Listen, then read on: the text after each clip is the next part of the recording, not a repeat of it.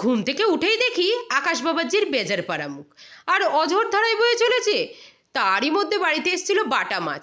আসলে বাড়িতে বেশ কদিন ধরে শোলা বেগুন আনা ছিল।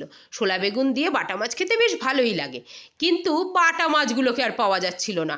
বাটা মাছের এত আকাল ধরেছিল নাকি? আরে না রে বাবু, আকাল ধরেনি, আমি হয়তো চোখে দেখতে পাচ্ছিলাম না।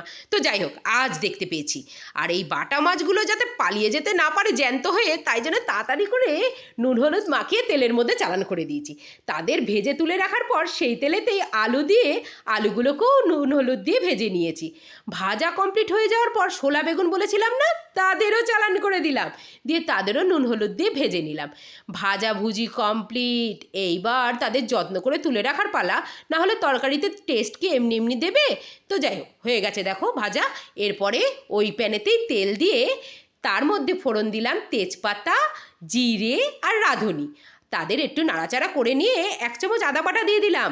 1 চামচ আদা বাটাকে ভালো করে কষিয়ে নিয়েছি যাতে কাঁচা গন্ধ চলে যায়। তারপর তার মধ্যে দিলাম কাশ্মীরি রেড মির্চ আর হলুদের পেস্ট। সেই পেস্টটাকে দেওয়ার পর একটু নাড়িয়ে চাড়িয়ে নিয়ে কাঁচা লঙ্কা ছেড়ে দিলাম। কাঁচা লঙ্কাটাকে নাড়িয়ে চাড়িয়ে তার মধ্যে দিলাম আলু আর বেগুনটাকে। তাদের ভালো করে যত্ন করে নাড়িয়ে নিয়ে তার মধ্যে দিয়ে দিলাম গরম জল। গরম জল দিলে টেস্ট ভালো হয়, এটা তো সবাই জানে।